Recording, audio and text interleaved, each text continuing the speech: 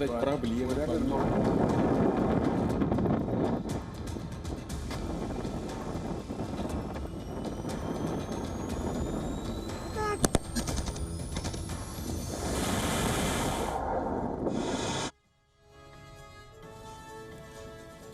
Almost 48 hours after Vladimir Putin's dramatic press conference and announcement to divide Ukraine into two, is Moscow planning a full-fledged invasion?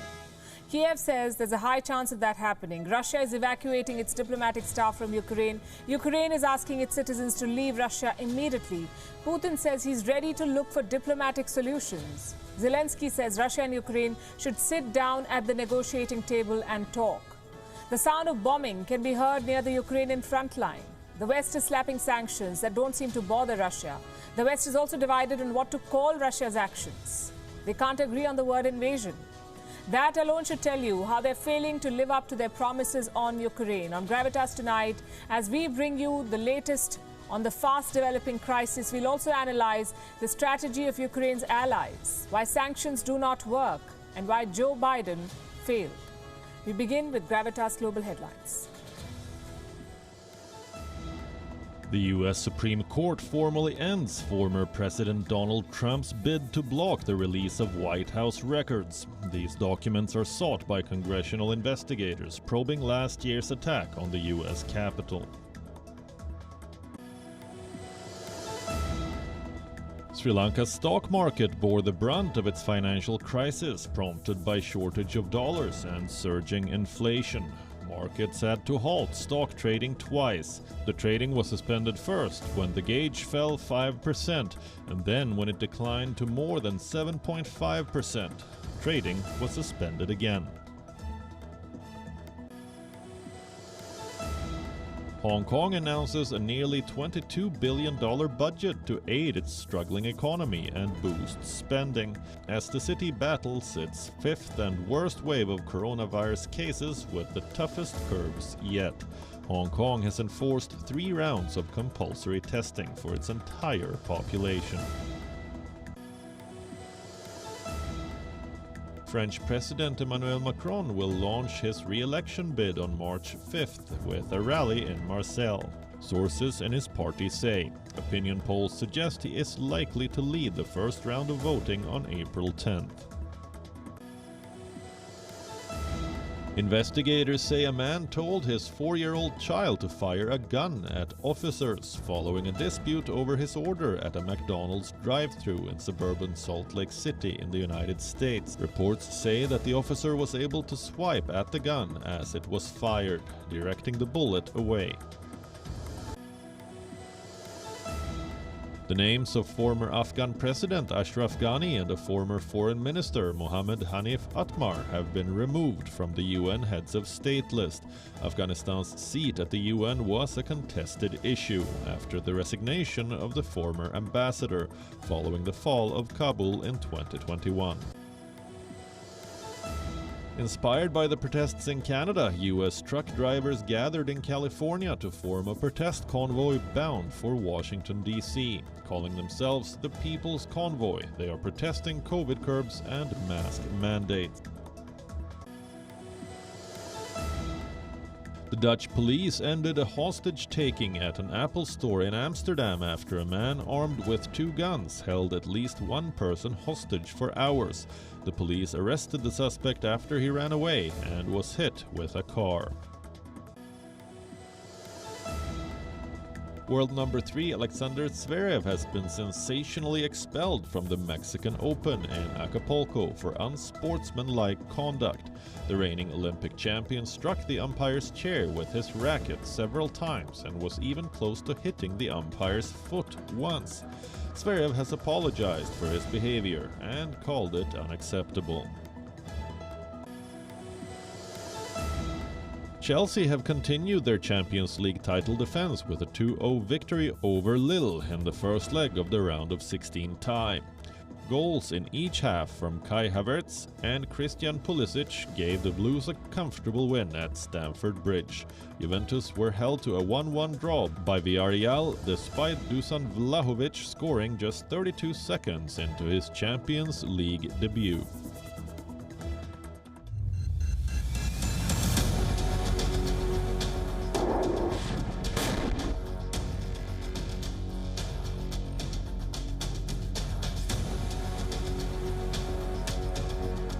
Russia is not backing down. Tanks spotted moving in. If Russia should enter Donetsk or Luhansk territories, which are still considered Ukrainian under international law, that would provoke the same sanctions.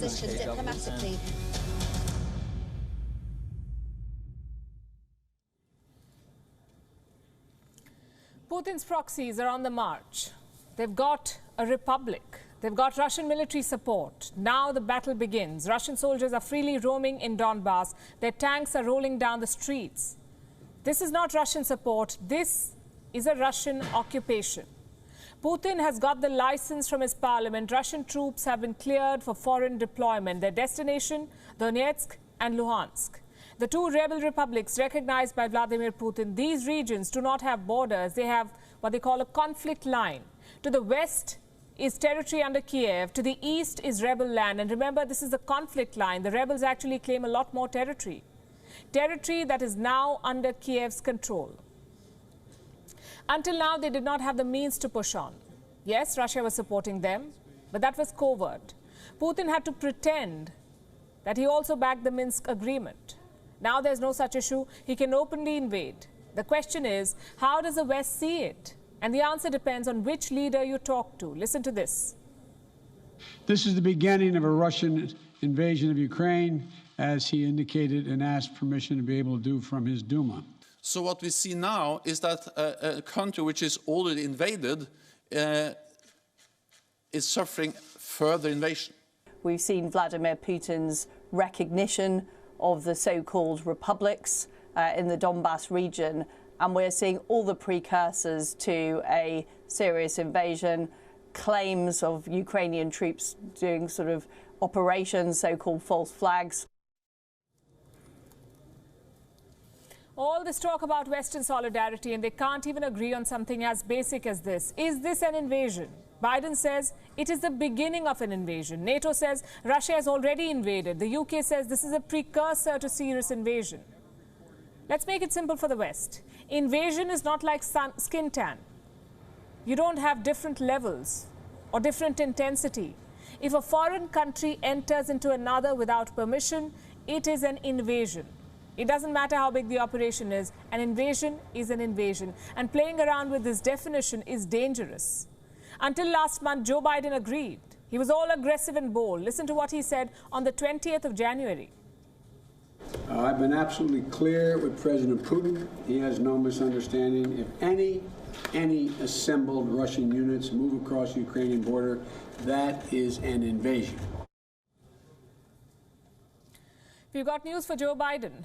Russian units have moved across the Ukrainian border, but America's response is half-hearted. Joe Biden unveiled 4 major economic sanctions. We'll discuss that in a bit. But he also said that more sanctions were in the pipeline. Those sanctions will come only if Russia escalate. If not, end of story. And this is precisely what Vladimir Putin wanted. He wanted to test the waters to see how the West would react. And what he's got is a feeble response. Washington is saving the painful sanctions for later. Europe is not willing to leverage gas imports, so all eyes are now on Putin. Does he still want to push ahead, or does he want to consolidate? Our country stays open for direct and honest dialogue for the search of diplomatic solutions for the most complex issues.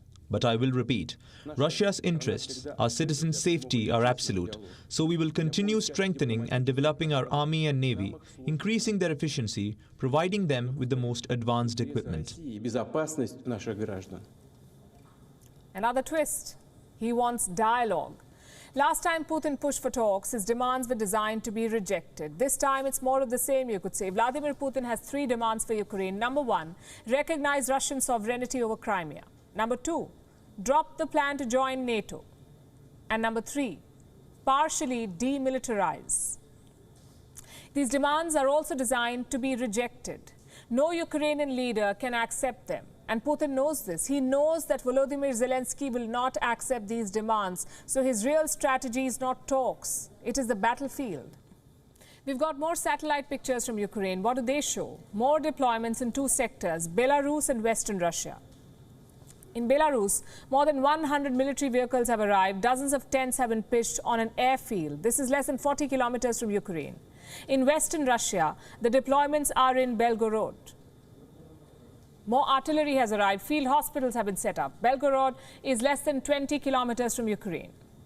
Basically, we're seeing a military operation unfold in real time. Each time we check, the Russian deployments swell. More troops, more tanks, more field hospitals, and each time they're closer to Ukraine. How does Kiev plan to repel this Russian juggernaut? President Zelensky has two concerns. A, he must not create panic and alarm. That's the last thing that Ukraine needs. And B, he must continue to build up his military strength. So Zelensky has adopted a middle path. No general mobilization, only reservists will be called up. There is no need for the general mobilization today. We need to bring up the Ukrainian army to its full strength and other military units in a speedy fashion.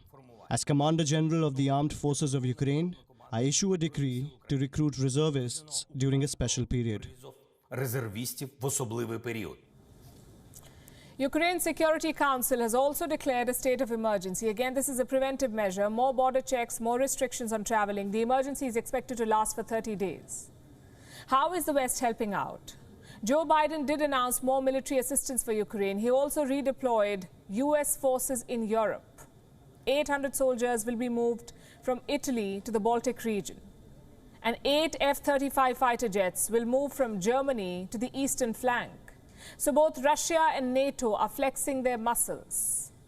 Let me show you what Eastern Europe looks like right now, starting with Russian deployments. They've got 10,000 soldiers, 60 aircraft, 140 ships near Crimea in the south.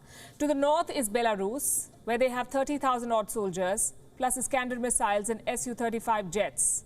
To the east is the rebel-held region. This is where the big boys are deployed, around 110,000 Russian soldiers. You've got field hospitals, tanks, everything needed for a bloody battle. On the western flank is NATO. How do they stack up? Around 6,900 soldiers in Poland, 1,600 Lithuania, 1,200 each in Latvia and Estonia, and 900 in Romania. That's a lot of firepower encircling Ukraine. Where does that leave diplomacy? Hanging by a thread. Earlier today, the presidents of Poland and Lithuania visited Kiev. Ukraine had a clear demand from them, specific and immediate security guarantees. What did they actually get? A proposal to make Ukraine a European Union candidate. It may sound path-breaking, but Ukraine's immediate concern is not its economy, it is the security. And on that, the European Union cannot help. Only NATO can help. Meanwhile, U.S. Secretary of State Antony Blinken has cancelled his meeting with Russia's foreign minister. The Biden-Putin summit is not happening. Looks like diplomacy has largely been abandoned. Instead, both sides are opting for coercion. Putin with a military build-up, Biden with sanctions. So this conflict is not going away anytime soon. Russia will keep bleeding Ukraine with insurgency. The West will keep sending weapons. The question is, who has more patience? Putin, whose only obsession is Ukraine, or Biden, who is dealing with Ukraine, Iran and China at the same time? So here's what we have as of today. Russia has unilaterally changed the power structure in Europe. What is the West doing about it? Slapping sanctions. We've been telling you about this for a while now. The West's threats and now the actions. The US has sanctioned Russia. Australia has sanctioned Russia. So has Canada, the United Kingdom, Germany, Ukraine, the European Union and Japan. Now, these sanctions have been packaged under different names. The EU is calling them the initial sanctions package. The UK is calling them the first tranche of sanctions. They all target the Russian economy. China says this is not the best way forward. And for a change, China is right. Sanctions do not work. Russia was sanctioned in 2014, remember, after it took Crimea. And that did not stop Russia from taking Donbas. In 2014, the US, the EU, Canada, Japan, Switzerland and Ukraine had sanctioned Russia. They targeted Russian banks, Russian companies, even some citizens. Did that help? I will answer that question for you with another question. Did you know that the company that owns Nord Stream 2 is sanctioned by the United States? The name of the company is Gazprom. It controls the $11 billion gas project, Nord Stream 2. Then we come to the UK. They too sanctioned Moscow. But between 2014 and 2021, Russian companies raised at least $1.8 billion a year on the London Stock Exchange. So much for sanctions. If the West is serious about punishing Putin, it needs a better strategy. Do they have one in Donbas? Well, not yet. They're giving Russia the same vodka in a new bottle. The US, for example, has sanctioned 2 state-owned banks. Blocked from trading on US and European markets, their American assets frozen. Impact on Russia? Some market volatility. But Putin is prepared for this. Russia has enough and more reserves. More than $600 billion in gold and forex reserves. Also a concrete plan, it seems. The Russian finance minister told Reuters that all bank deposits, transactions and foreign currencies will be secured. The UK too has sanctioned Russian banks. But most of them are pretty small players in the Russian economy. Here's something else that you must know. Post-Crimea, Russian state banks cut their exposure to Western markets, meaning these sanctions won't hurt them very much. The UK has also sanctioned some Russian billionaires. They've been on the US sanctions list since 2018, these same people. So what new is the UK doing? Targeting banks is proving to be fruitless. Targeting already sanctioned individuals is senseless. What about Russia's dream project, the Nord Stream 2? Well, Germany has halted it, not stopped, halted.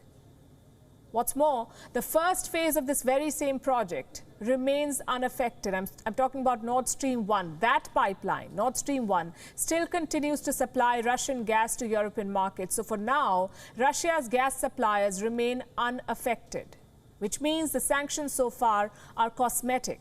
They're not closing Kremlin's currency taps. The West knows that Russia has diversified big time since 2014. It has moved away from US treasuries and from the US dollar. Today, the euro and gold account for a bigger share of Russian reserves. Russian Foreign Minister Sergei Lavrov recently brushed off Western sanctions. He said, "We're used to them. We know that sanctions will be imposed anyway, in any case, with or without reason. So let's not waste time discussing these sanctions anymore. Instead, let's tell you what countries can do or could have done if they were serious about punishing Russia. The UK, for instance, could have cracked down on Russian oligarchs and their families, the ones staying in London. Some of them even have British passports. The UK could also have sanctioned Russian companies. At least 31 of them are listed on the London Stock Exchange. Their combined market value is £468 billion. That's more than $600 billion. Hitting there would have hurt Moscow. If Johnson is serious about punishing Russia, he can start by freezing these businesses. That might make Russia rethink. That might also earn Johnson some much-needed political points at home. Right now, he's being called out for his half-baked sanctions. Experts say they lack bite. And Boris Johnson knows this. So does every Western leader. There is a reason why these countries are only slapping symbolic sanctions on Russia, because starting an economic or trade war will boomerang. It will hit Western energy industries. And if that happens, how will the US and its allies drive their pandemic growth? So as we keep saying, sanctions have historically failed. And the key word here is historically. History plays an important role in geopolitics. World leaders must dive into history. They must learn lessons from the past. If not, they will fail. Case in point, Joe Biden. He had so much history to learn from. In 2008, NATO held its famous Bucharest summit. Ukraine and Georgia were touted as possible members. Months later, Putin attacked Georgia. In November 2013, the Euromaidan protests erupted in Ukraine. By March next year, Putin annexed Crimea. Biden had a front row seat to all of this. He was Obama's running mate during Georgia, 2008. He was vice president during Crimea, 2014. And he's president during Donbas, 2022. Once again, Joe Biden's foreign policy chops have failed. I guess experience does not guarantee success. Many are calling this Biden's Chamberlain moment. What does that mean? Neville Chamberlain was Britain's prime minister from 1937 to 1940. What is his claim to fame? That he was fooled by Adolf Hitler. In 1938, Chamberlain signed a peace deal with Hitler. Germany could invade Sudetenland, but no more. Chamberlain thought he had succeeded.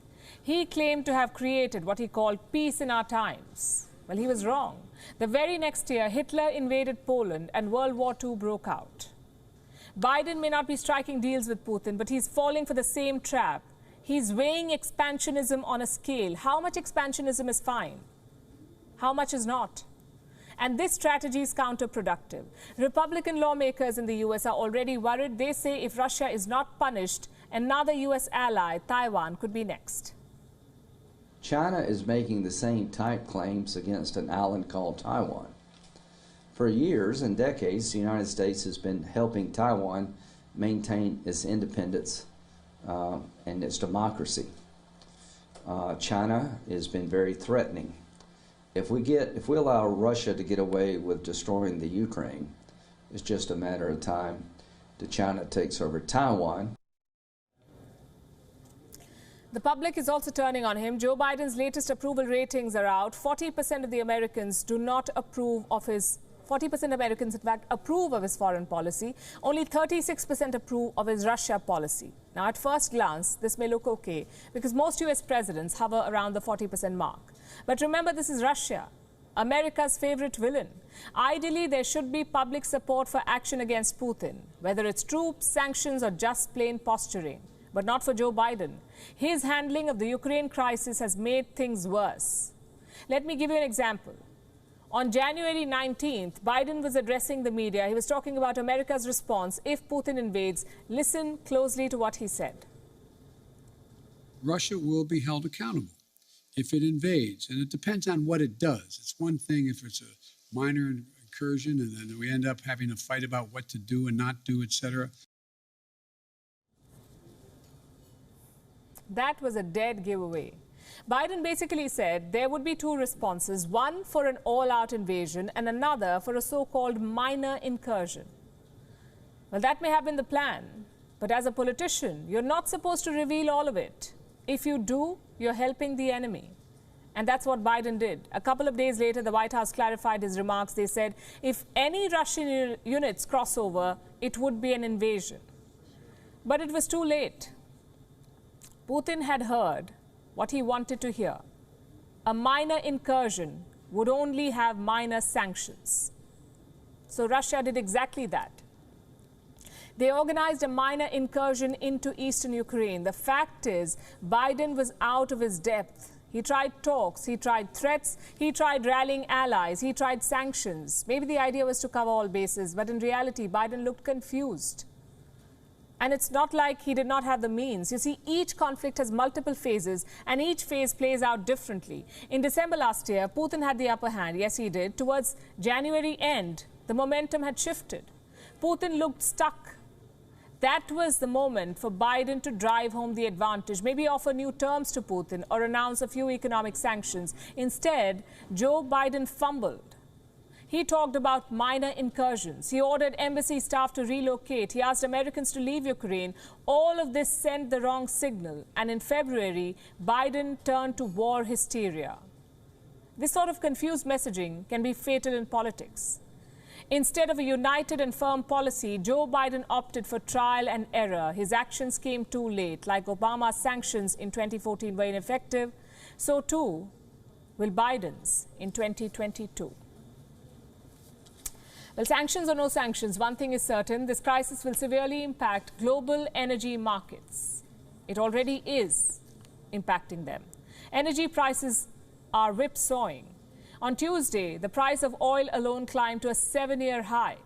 The price of natural gas also skyrocketed. Why? Because Russia is the third largest supplier of natural gas in the world.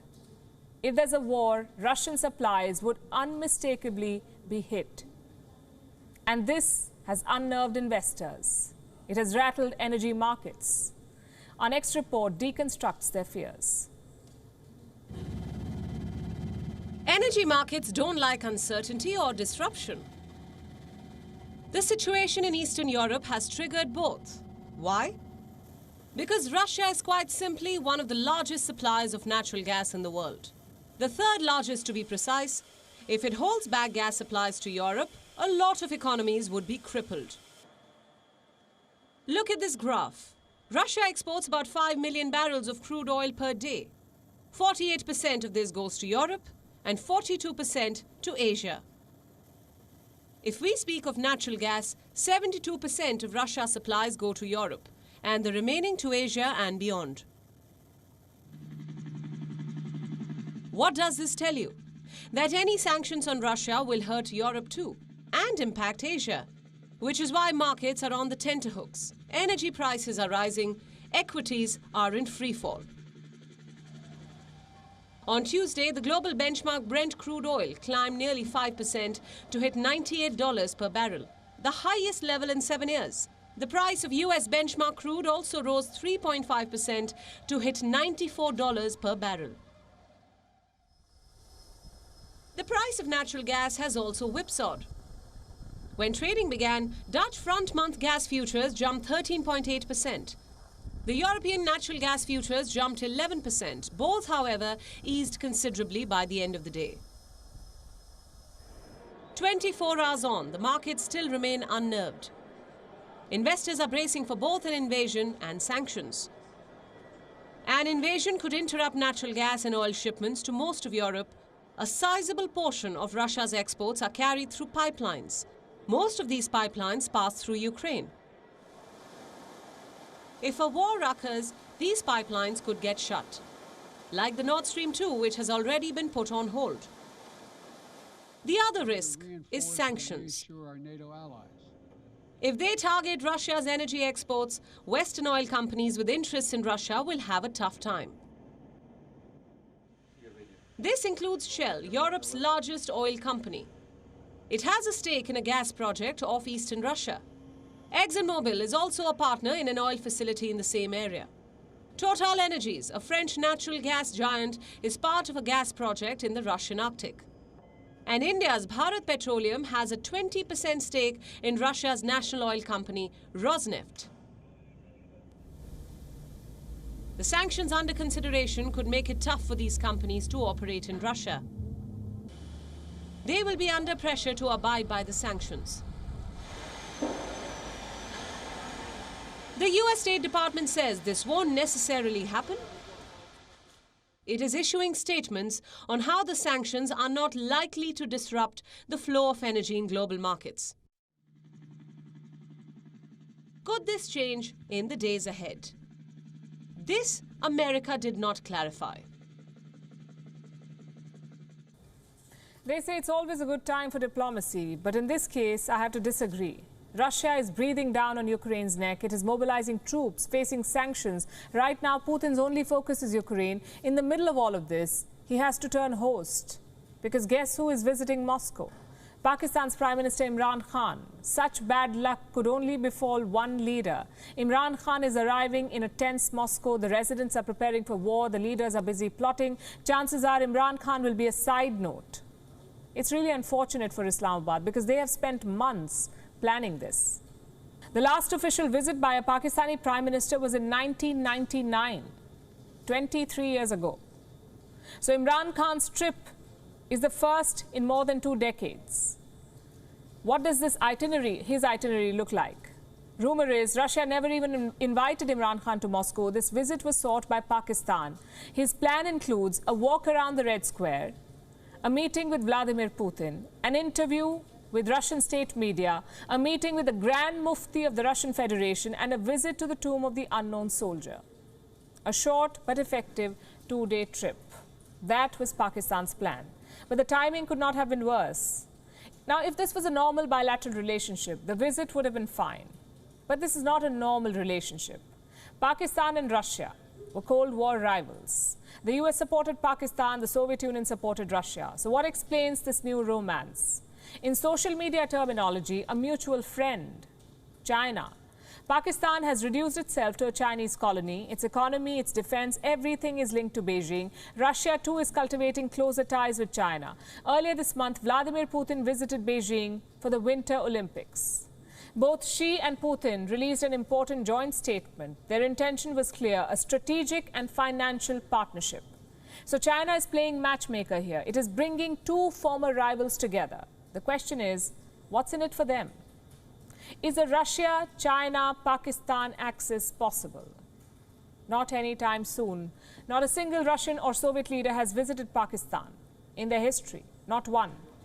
There are no defense deals, no strategic agreements. This visit is basically a baby step. Nonetheless, India's Foreign Minister Jaishankar was asked about this axis. Could it become something like the Quad? Let me tell you what he said, and I'm quoting. What does it take to put a Quad-like body together? It takes a lot of comfort. It takes a lot of systemic interaction. It takes strong leadership commitment. It's when all of these things are there that the geometry actually begins to form, the Quad. The minister is right. What do Russia, China and Pakistan have in common? One is an atheist communist state. Another is a so-called Islamic republic, though in reality it is an army with a state. And the third is a declining power that pretends to be a democracy. Clearly not a lot in common. This alliance, if it ever exists, is all about negative ambitions. Russia gets an anti-Western ally, China gets a new Pacific partner, and Pakistan gets a counterweight against India. But such partnerships do not last long. For any substantial alliance, you see, you need to invest political capital. You need to go beyond one official visit. Can Pakistan or Russia do that? Back in Islamabad, Imran Khan's own position is shaky. Opposition parties are plotting a no-confidence motion against him. Some of his own party legislators are being taken away. They've broken away. As for Putin, he's a wartime leader. He will meet anyone who can help him subvert Western sanctions. Can Pakistan do that? Russia is building a gas pipeline in Pakistan, and we all know their army's insatiable demand for weapons. So Pakistan may seem like an attractive market for Russian gas and weapons. Just one problem. They don't have the money to buy either. Russia and Pakistan is a relationship that sounds possible on paper. Russia can give Pakistan access to Central Asia. Putin thinks Pakistan can contain Afghan extremists. Like I said, it sounds good. But neither Imran Khan nor Vladimir Putin is in any position to invest very much. So does that mean that India can ignore this trip? Well, nothing in geopolitics is irrelevant. Ukraine will not be a conflict forever, remember. So India cannot write off the possibility of Russia-Pakistan relations. In the long run, it must prepare for all eventualities. Now back to Ukraine. The West, we know, has failed. They could not stop Russia's invasion of Ukraine. Their sanctions make little difference. And they're confused about what to call Russia's actions, an escalation, an invasion, or an act of war. Where do you think this chaos leaves China? In the victory stand. We've been telling you how China is closely watching the Ukraine crisis. Beijing wants Taiwan, just like Russia wants Ukraine. Both base their claims on history. To Beijing, this crisis is dry run. A chance to see what can go wrong if it invades Taiwan. A chance to see how the West responds to invasion, or how military alliances react. Based on what China's seen so far, the rewards of an invasion outweigh the risks. So here's China's lessons from the Ukraine crisis. Western security guarantees do not work. That is the biggest takeaway. The UK and the US had agreed to protect Ukraine's sovereignty. What are they doing now? Offering Moscow olive branches, bubble wrapped in sanctions. The West promised to protect Taiwan too. Will they deliver when the time comes? Ukraine was a litmus test, you could say. The West failed, and China is latching onto this. Speaking after Ukraine's invasion, Chinese Foreign Minister Wang Yi said, no country should repeat the past mistake of forging rival alliances. Do you know what makes this even more embarrassing for the West? After all the preparedness, all the threats, all the shuttle diplomacy, the West is in fact leaning on China to restore Ukraine's sovereignty. You heard that right. Right after Russia decided to send troops to Donbas, Washington and Beijing got on a call. U.S. Secretary of State Antony Blinken spoke to Chinese Foreign Minister Wang Yi. The State Department later said, and I'm quoting, the Secretary underscored the need to preserve Ukraine's sovereignty and territorial integrity. Who was put in charge of this? China. This Western confusion clears China's road to Taiwan. It helps the dragon chase its dreams undeterred and unafraid. And Taiwan knows this, so it's taking no chances. It has told its military to be on standby. Taiwanese President Tsai Ing-wen says a country will do everything to thwart attempts to misuse the Ukrainian situation. British Prime Minister Boris Johnson has already warned Taiwan of a possible domino effect. if Ukraine is invaded, the shock will echo around the world. And those echoes will be heard in East Asia, they will be heard in Taiwan. China has responded to this. It says Taiwan is not Ukraine. It has always been an inalienable part of China, meaning forget pre-recorded speeches and Security Council shebang. Unlike Russia, we will go for annexation straight.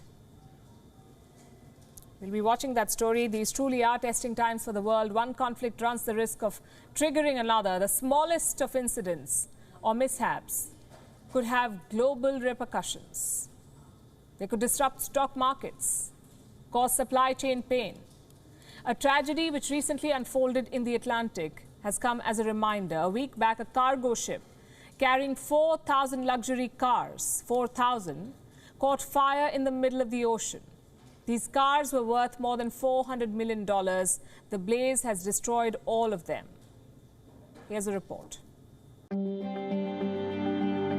This is Felicity Ace, a 600-foot-long cargo ship used primarily to carry luxury cars. On the 10th of February, it left the coast of Emden in northwest Germany for the port of Davisville in the United States. On board were 22 crew members and at least 4,000 top-notch vehicles. There were 1,100 Porsches, 189 Bentleys, Volkswagens, Lamborghinis, and Audis. Unfortunately, all 4,000 of them have been burnt to a cinder. These visuals are from the Azores archipelago near Portugal. It shows plumes of thick smoke rising from the vessel as the Portuguese Air Force tries to evacuate the crew. It's still not clear what sparked the fire, but what kept it burning were the lithium-ion batteries inside the cars it was carrying. Do you know how much these cars were worth? According to an insurance estimate, $401 million, or 295 million euros. And if we include the salvage cost, then the total losses will be worth $500 million. The Volkswagen Group alone is expected to suffer $155 million in losses, besides complaints from its customers over delays. Porsche is already sending letters to impacted clients.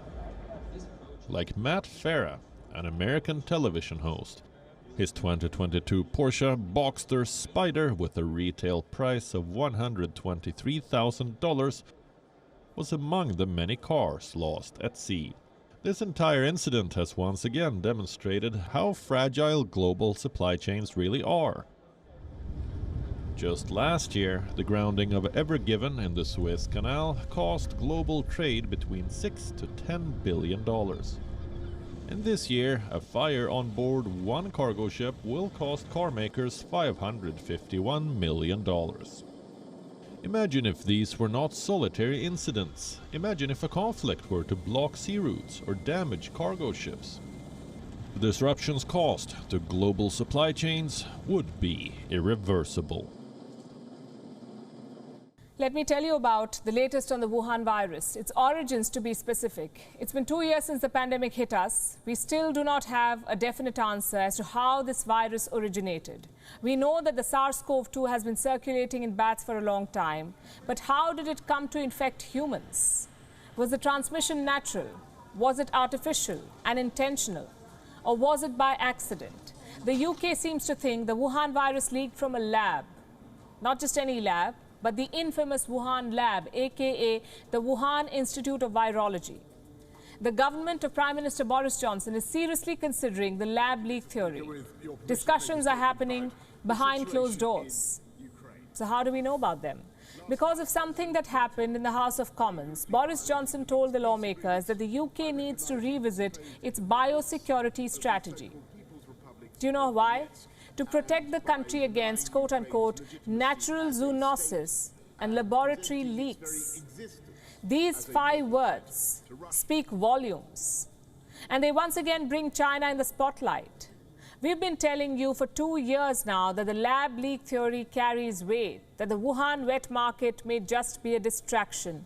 The experts we spoke to, the detailed interviews we aired, have time and again pointed at the Wuhan lab. We told you how the lab was collecting virus samples, experimenting on dangerous coronaviruses. It was from this very lab that the Wuhan virus is likely to have leaked. First, it affected people in the city of Wuhan, and then it went on to kill nearly 6 million people worldwide. Here's what a British expert now says on the lab leak theory, and I'm quoting. I think the official view within the government is that it is likely as anything else to have caused the pandemic. A lot of people like myself think it is more likely. I think attitudes have changed a little bit. The zoonotic transfer theory just doesn't make sense. Back in 2021, we reported that 3 months before the pandemic, the Wuhan lab took a database of 22,000 virus samples offline. We told you how 3 Wuhan researchers were sick just weeks before China disclosed its first case. It's not for nothing that China never allowed investigation into the Wuhan lab. That lab likely has enough evidence on the Wuhan virus's origin. Things that China will never want you and I to know. Today, experts across the world are considering the lab leak theory. Even WHO scientists say the virus may have leaked from the Wuhan lab. It's not for nothing that we continue calling it the Wuhan virus. And it's not for nothing that we continue to say that the world should make China pay. We'll wrap with that, leaving you with Gravitas Images. Thanks for watching.